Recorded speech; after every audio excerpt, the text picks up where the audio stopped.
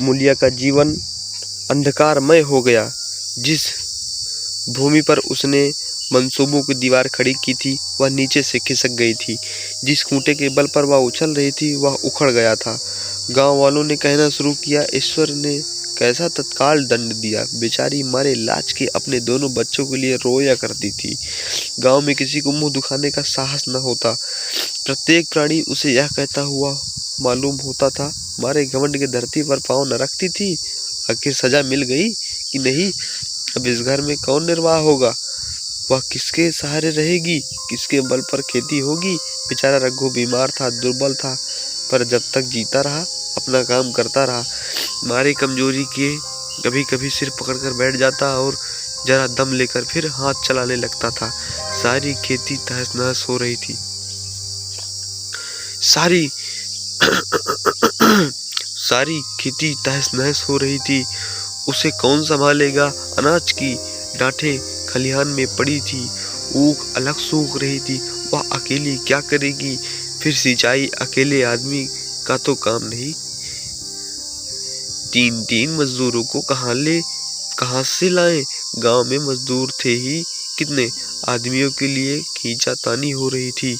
क्या करें क्या ना करें। इस तरह 13 दिन बीत गए। क्रियाकर्म से छुट्टी मिली। दूसरे दिन सवेरे मूलिया ने दोनों बालकों को गोद में उठाया और अनाज मारने चली। खलिहान में पहुंचकर उसने एक को पेड़ के नीचे घास के नर्म बिस्तर पर सुला दिया और दूसरे को वहीं बैठाकर अनाज मारने लगी। बैलों को हाँकती और रोती थी। क्या इसलिए भगवान ने उसको जन्म दिया? देखते देखते क्या से क्या हो गया।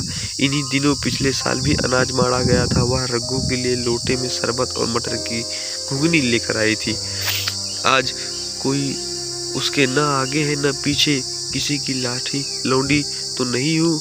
उसे अलग होने का अब भी पछतावा न था।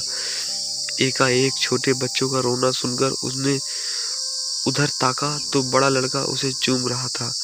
भैया चुप रहो। धीरे धीरे उसके मुंह पर हाथ फेरता और चुप कराने के लिए विकल था। जब बच्चा किसी तरह चुप न हुआ तो वह खुद उसके पास लेट गया और छाती से लगाकर प्यार करने लगा। मगर जब यह प्रयत्न भी सफल न हुआ तो वह रोने लगा। उसी समय पन्ना दौड़ी और छोटे बालक को गोद में उठाकर प्यार करती हुई बोली, लड़कों को मुझे क्यों न दे आई बहू? हाय हाय, बेचारा धरती पर पड़ा लेट रहा है। तुम्हें तो भी छुट्टी नहीं थी, अम्मा क्या करती? मूलिया ने कहा। छुट्टी न थी अम्मा, क्या करती? पन्ना तो तुझे यहाँ आने की क्या ऐसी जल्दी थी? जाट मार तो तुझे यहाँ आने की क्या ऐसी जल्दी थी? डांट मार न जाती? तीन तीन लड़के तो हैं और किस दिन काम आएंगे? केदार तो कल ही मारने को कह रहा था, पर मैंने कहा पहले ऊख में पानी दे लो फिर आज मारना। मड़ाई तो 10 दिन बाद भी हो सकती है। ऊख की सिंचाई न हुई तो सूख जाएगी। कल से पानी चढ़ा हुआ है, परसों तक खेत पर जाएगा, तब मड़ाई हो जाएगी। तुझे विश्वास न आएगा, जब से भैया मरे हैं केदार को बड़ी चिंता हो गई है। दिन में 100 बार पूछता है, भाभी बहुत रोती तो नहीं है? देख लड़के भूखे तो नहीं है? कोई लड़का रोता है तो दौड़ा आता है। देख अम्मा क्या हुआ, बच्चा क्यों रोता है? कल रोकर बोला, अम्मा मैं जानता था कि भैया इतनी जल्दी चले जाएंगे तो उनकी कुछ सेवा कर लेता। कहाँ जगाए उठता था। अब देखती हो बाहर रात से उठकर काम में लग जाता हूँ। खुन्नू कल जरा सा बोला, पहले हम अपनी ऊख में पानी दे लेंगे तब भैया की ऊख में दे देंगे। पर केदार ने ऐसा डांटा कि खुन्नू के मुंह से फिर बात न निकली। बोला, कैसी तुम्हारी और कैसी हमारी ऊख?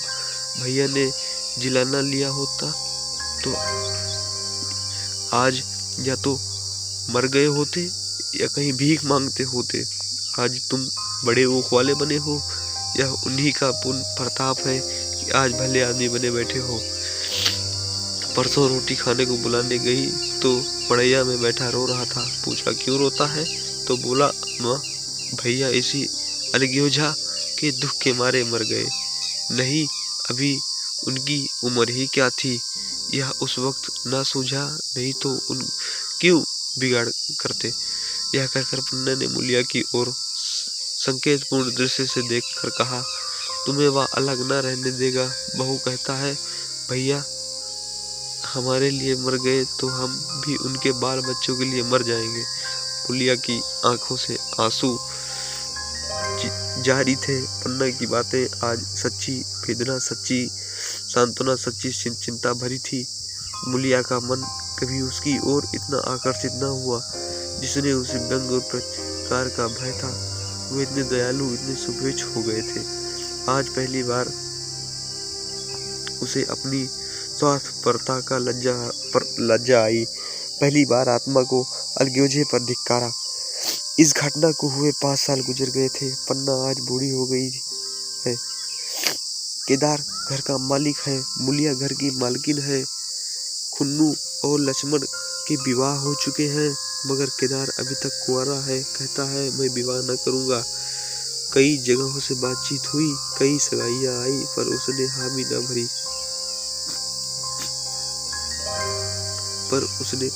भरी।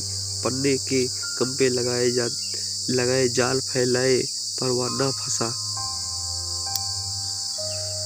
और कहता, औरतों से कौन सुख।